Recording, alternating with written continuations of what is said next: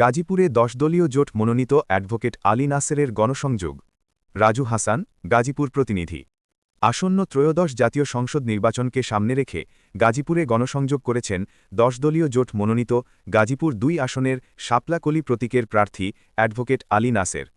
রোববার 25 জানুয়ারি গাজীপুর মহানগরের ৩৫ নম্বর ওয়ার্ডের সাইনবোর্ড এলাকায় এ গণসংযোগ অনুষ্ঠিত হয়। এ সময় তিনি ভোটারদের দ্বারে বারে গিয়ে কুশল বিনিময় করেন এবং শাপলাকলি প্রতীকে ভোট দেওয়ার আহ্বান জানান। গণসংযোগকালে সাংবাদিকদের সঙ্গে আলাপকালে অ্যাডভোকেট আলী নাসের অভিযোগ করেন, বিএনপি মনোনীত প্রতিদ্বন্দ্বী প্রার্থী পর্যাপ্ত জনসমর্থন না পাওয়ায় গণসংযোগে অংশ নিচ্ছেন না। তিনি আরও বলেন, একজন জমিদার সুলভ মানসিকতার কারণে তিনি সাধারণ মানুষের সঙ্গে হাত মেলানো থেকেও বিরত থাকেন।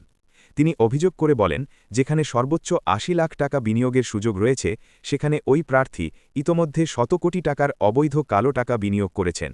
এমনকি ভোটকেন্দ্র দখলের হুমকি ও ভয়ভীতি প্রদর্শন করা হচ্ছে।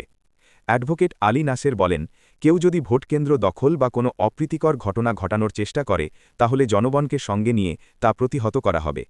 চাঁদাবাজ ও দখলদাজদের উদ্দেশ্যে কঠোর হুঁশিয়ারি দিয়ে তিনি বলেন, 10 দলীয় জোট ক্ষমতায় এলে গাজীপুরকে সব ধরনের চাঁদাবাজি ও দখলদারিত্ব মুক্ত করে একটি নিরাপদ, আধুনিক ও বসবাসযোগ্য নগরীতে রূপান্তরিত করা হবে। এ সময় 10 দলীয় জোটের বিভিন্ন পর্যায়ের নেতাকর্মী সহ বিপুল সংখ্যক সাধারণ মানুষ উপস্থিত ছিলেন।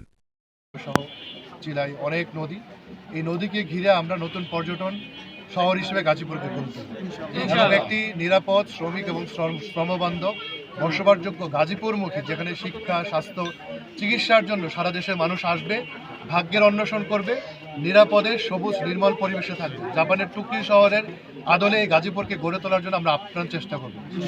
সর্বশেষ কথা হচ্ছে, দুর্নীতি এবং চাঁদাবাজির বিরুদ্ধে আগামী 12ই ফেব্রুয়ারি গাজীপুরের মানুষ নীরব ব্যালট বিপ্লব ঘটিয়ে 10 দলীয় জোটের মার্কা শাপলাকলিকে জয়যুক্ত করবে।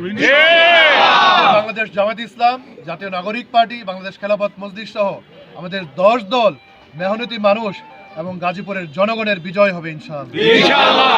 সুস্পষ্ট বলতে চাই, অন্যদিকে বিদায়ের ঘণ্টাধ্বনি বেজে গিয়েছে, 70% পড়ে গিয়েছে, জনসম্পৃক্ততা নাই, জনসমাবেশে ভাড়া করে লোক আনতে হয়।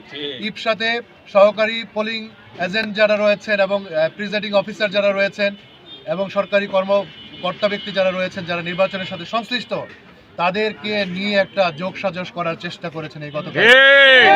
এবং ভোট না পাবার কারণে দেখবেন ধানের শীষ প্রতীকের যিনি প্রার্থী রয়েছেন রনি সাহেব, তিনি কোথাও জনসংযোগে যান না। এতই জমিদার শ্রেণীর মানুষ, কারোর সাথে হাতও মেলান না। উনি ভেবে আছেন উনি পাশ করে গিয়েছেন, কারণ অবৈধ কালো টাকা তিনি বিনিয়োগ করছেন।